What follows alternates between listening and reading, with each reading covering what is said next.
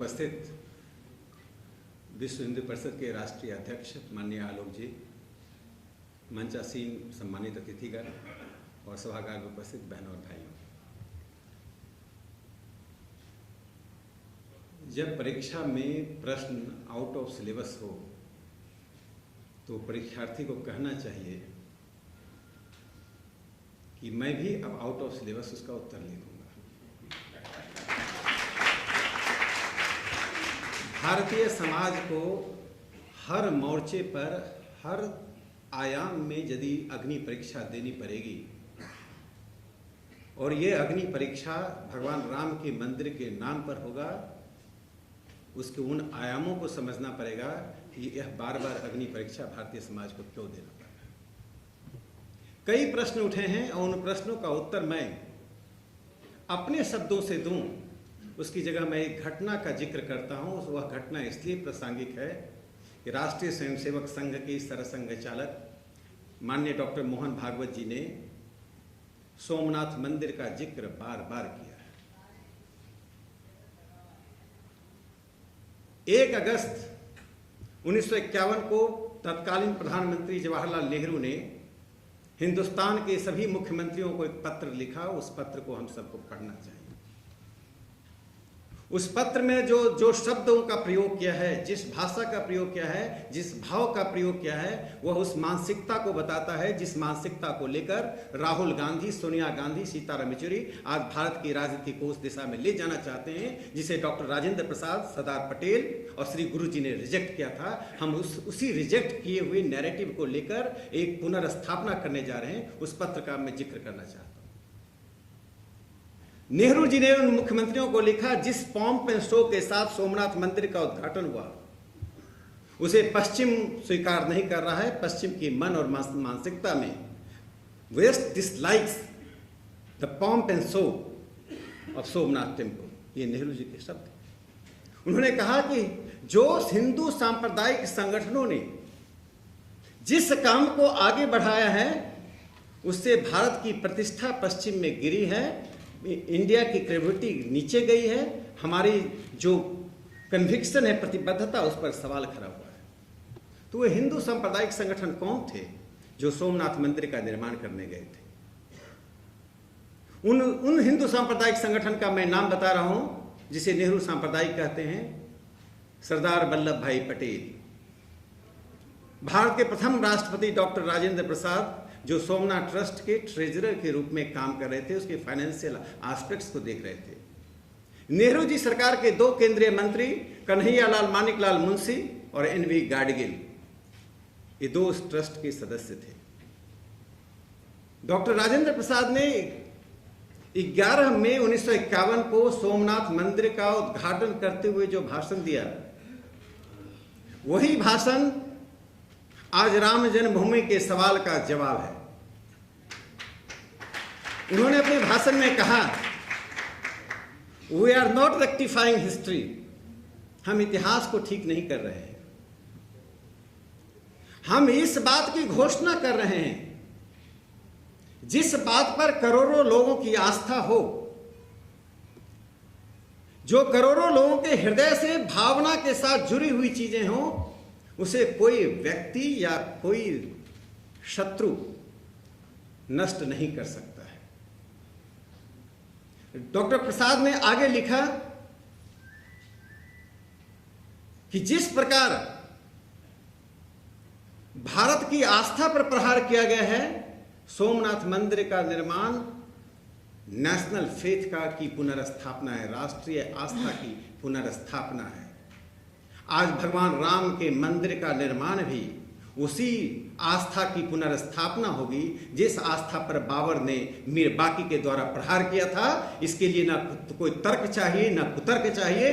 भारत अपनी आस्था की ओर आगे बढ़ेगा, चाहे बढ़ना जैसे हो। मित्रों, लोकतंत्र में 2 आयाम होते हैं। जब कोई विवाद होता है तो न्यायालय एक महत्वपूर्ण आयाम होता है। और उस न्यायालय में जिस भारतीय समाज की अटूट आस्था का ही कारण है कि राष्ट्रीय स्वयंसेवक संघ बार बार यह दोहराता रहा है कि न्यायालय का निर्णय जल्द हो। जब न्यायालय ने अपने निर्णय के बारे में यह कहा कि यह मुद्दा हमारे लिए महत्वपूर्ण नहीं है, तो लोकतंत्र में एक दूसरा आयाम होता है संसद। संसद की सर्वोच्चता अनकंटेस्टेड होता है, अनचैलेंज्ड होता है। संसद की संप्रभुता को कोई चुनौती नहीं दे सकता है। संसद के पास अधिकार है कि संविधान के बेसिक स्ट्रक्चर पर भी विचार कर सके, उसमें परिवर्तन कर सके। चूंकि संसद जनता का प्रतिनिधित्व करता है और संप्रभुता जनता के बीच होती है। अब अंतिम अस्त्र भारतीय समाज के पास है कि संसद के द्वारा प्रस्ताव या कानून के द्वारा भगवान राम के मंदिर का निर्माण हो। मित्रों, जब मैंने एक निजी विधेयक की बात की, प्राइवेट मेंबर बिल की बात की ही, उसका उद्देश्य कभी नहीं था कि भगवान राम को चौराहे पे खड़ा करके हम भगवान राम के अस्तित्व पर, उनके जन्म स्थान के प्रमाण पत्र पर विवाद करें। मेरा एकमात्र उद्देश्य था कि जो लोग असली और नकली हिंदुत्व का विमर्श लेकर चुनाव के समय चल रहे हैं, मंदिर मंदिर घूमकर और असली हिंदुत्व क्या है इसकी परिभाषा कर रहे हैं, ऐसे राहुल गांधी, सीताराम येचुरी, लालू प्रसाद यादव, अखिलेश यादव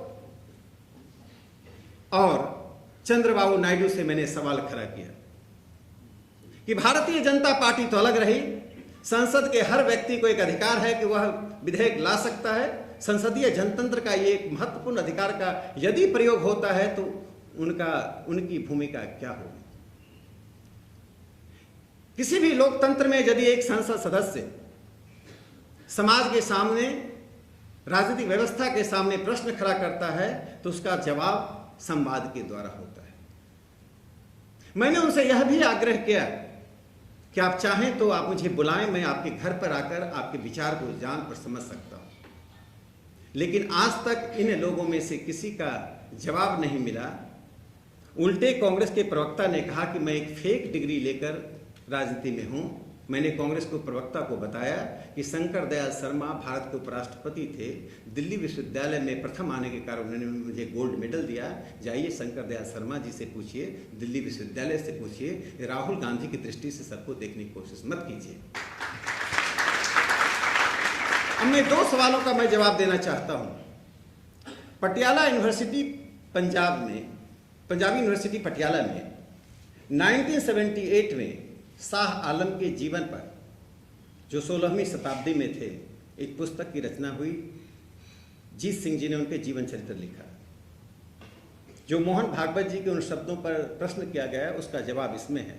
शाह आलम ने कहा था, भगवान राम का सुमिरन करने से हज यात्रा हो जाता है। इसलिए भगवान मोहन भागवत जी ने कहा कि राम जन्मभूमि का संबंध हिंदू मुस्लिम विवाद से संबंध नहीं है। इस प्रश्न का सवाल, यह प्रश्न भारत और विदेशी आक्रांताओं के बीच का सवाल है, भारत की अस्मिता का सवाल है। एक दूसरा प्रश्न उठा कि आखिर राम जन्मभूमि का धर्म और समाज पर क्या प्रभाव पड़ेगा। मित्रों, यदि यह राजनीति से जुड़ा मुद्दा होता तो कोई मुझे बता दे कि 1858 में सिख फकीर निहंग सिंह जी ने जब 25 सिखों को वहां तैनात किया कि इस भूमि की रक्षा करो, तो वो किस राजनीतिक दल से जुड़े हुए थे, तब कौन सा संसदीय चुनाव हुआ।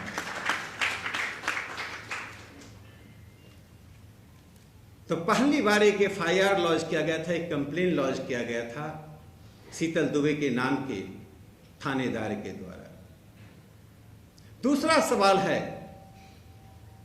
महंत रघुवर दास जी ने जब वहां मंदिर बनाने की पेशकश न्यायालय में की थी और तब भी न्यायालय से कहा था निर्णय दो, कम से कम न्यायालय ने तब निर्णय दिया था, उनकी अपील को खारिज की थी। तो महंत दास जी किस पार्टी को चुनाव जिताना चाहते थे, यह सभ्यताई सवाल है। और इस सभ्यताई सवाल भारत की राजनीति व्यवस्था से कहीं ऊपर है। 1947 में देश आज़ाद हुआ, लेकिन राम जन्मभूमि का आंदोलन पिछले कई शताब्दियों से चल रहा है। इसके दो मुख्य उद्देश्य हैं। पहला उद्देश्य आइडिया ऑफ इंडिया को पुनर्परिभाषित करना। भारत का तात्पर्य क्या है? यह भगवान राम की ही ऐसी अनुकंपा है कि यह आंदोलन लंबे समय तक चली। यदि इस आंदोलन का समाधान 1992 में हो गया होता तो शायद मंदिर तो बन जाता, लेकिन आइडिया ऑफ इंडिया पर डिस्कोर्स नहीं हो पाता। इस अनुकंपा के कारण आज भारत की परिभाषा कैसी हो? क्या पूजा पद्धति के आधार पर भारतीय राष्ट्रवाद की परिभाषा दी जाएगी? क्योंकि बहुलता की बात तो सभी पार्टी कर रहे हैं, छद्म धर्मनिरपेक्ष ताकतें कर रही हैं, डाइवर्सिटीज की बात कर रहे हैं। बहुलता का लाभ उठाना और बहुलता का पोषण करना, दोनों में बुनियादी अंतर है। हिंदुस्तान में एक ऐसा बड़ा वर्ग है जो संविधान के अधिकारों के तहत बहुलता का उपयोग अपने निजी अधिकारों के लिए, धार्मिक अधिकारों के लिए करता है, लेकिन यदि उससे पूछा जाए कि संविधान के द्वारा प्रदत्त बहुलता का पोषण करने के लिए, उसे सुदृढ़ करने के लिए आप क्या कर सकते हैं, तो इसका उत्तर आपको मालदा में मिल जाएगा। इसका उत्तर असम के उन जिलों में मिल जाएगा जहां पर हिंदू अल्पसंख्यक हो चुका है। इसलिए यह सवाल सिर्फ इस बात का नहीं है कि मंदिर का निर्माण हो, सवाल इससे भी जुड़ा हुआ है कि हमारे आस्था के प्रश्न पर 1558 में मस्जिद तोड़ने वाले आक्रांताओं से अपने आप को जो लोग जोड़ कर देखते हैं, उन्हें पुनर्चिंतन करने का यह अवसर मिला है। और यह पुनर्चिंतन चल रहा है। यही कारण है कि मुस्लिम समाज की चिंतन में एक महत्वपूर्ण बुनियादी परिवर्तन आया है। अर्बन सेंट्रिक मुस्लिम एलिट्स और रूरल सेंट्रिक मुस्लिम मासेज के बीच में एक बुनियादी अंतर आया है। जो ग्रामीण क्षेत्र में रहने वाले मुसलमान हैं, वे भारतीय भाईचारा की बहुलता की परिभाषा के दायरे में काम कर रहे हैं। जो अर्बन सेंट्रिक या अलीगढ़ मुस्लिम यूनिवर्सिटी सेंट्रिक मुस्लिम एलिट्स हैं, अर्बन एलिट्स हैं, वे भारतीय समाज में अभी भी द्विराष्ट्रवाद के सिद्धांत की भूमिका में काम कर रहे हैं। एक इसका दूसरा पक्ष है, बहुत ही महत्वपूर्ण पक्ष है कि तीन बातें होती हैं किसी बात की वास्तविकता को जानने के लिए। पहले होती है कि जो इतिहास में ट्रैवलर्स आते हैं, यात्री आते हैं, उन्होंने समाज का विवरण किस तरह से दिया है। मैं दो ट्रैवलर्स का नाम ले रहा हूं। एक इंग्लैंड से आए थे, विलियम फिंच, ये 17वीं शताब्दी में आए थे। 1607 से लेकर 1611 तक भारत में थे। दूसरे ऑस्ट्रेलियन थे, वो टिफिन थालर थे, जोसेफ टिफिन थालर, ये 18वीं शताब्दी में आए थे। दोनों ने अपने वृत्तांत में लिखा कि यहां मंदिर था और मंदिर को तोड़ा गया। इन दोनों का संबंध ना तो विश्व हिंदू परिषद से था, ना राष्ट्रीय स्वयंसेवक संघ से था, ना भारतीय जनता पार्टी था। ये सभी तीनों संस्थाएं तो आधुनिक युग के प्रतीक हैं। यह तो मैं मध्ययुगीन बातों को उठा रहा हूं। दूसरा तर्क होता है आर्कियोलॉजिकल सर्वे ऑफ इंडिया। औपनिवेशिक काल से लेकर अब तक 4 आर्कियोलॉजिकल सर्वे ऑफ इंडिया के द्वारा 4 बार वहां खुदाई हो चुकी है। चौथी और अंतिम और तीसरी खुदाई तब हुई थी जब आपातकाल था, और चौथी खुदाई तब हुई 2003 में कोर्ट के निर्देश में हुआ। 12 मार्च 2003 से लेकर 7 अगस्त 2003 तक खुदाई हुई। उसके जो परिणाम निकले, वह परिणाम इलाहाबाद उच्च न्यायालय के पास था, जिसके आधार पर निर्णय दिया गया, जिसका बार बार जिक्र किया गया। तीसरा एक महत्वपूर्ण पक्ष होता है इतिहास में उसका क्या स्थान है। देखिए, इस विवाद के पीछे मार्क्सवादी इतिहासकारों ने इस देश में प्रदूषण फैलाने का बड़ा काम किया। 1889 में एक डॉक्यूमेंट प्रकाशित किया 25 जवाहरलाल नेहरू के इतिहासकारों ने, उसमें अधिकांश जवाहरलाल नेहरू विश्वविद्यालय से थे। Political abuse of history, Babri मस्जिद, राम जन्मभूमि डिस्प्यूट, एनालिसिस ऑफ 25 हिस्टोरियंस। उसमें 3 बातें कहीं, जिन 3 बातों को लेकर आज पूरा विमर्श लेफ्ट हिस्टोरियन और कांग्रेस पार्टी करती रही है। पहला कहा कि राम वास्तव में नहीं थे, एक। दूसरा कहा अयोध्या एक मिथ था, अयोध्या नाम की कोई नगरी नहीं थी। तीसरा कहा राम कल्ट 18वीं शताब्दी से शुरू हुआ।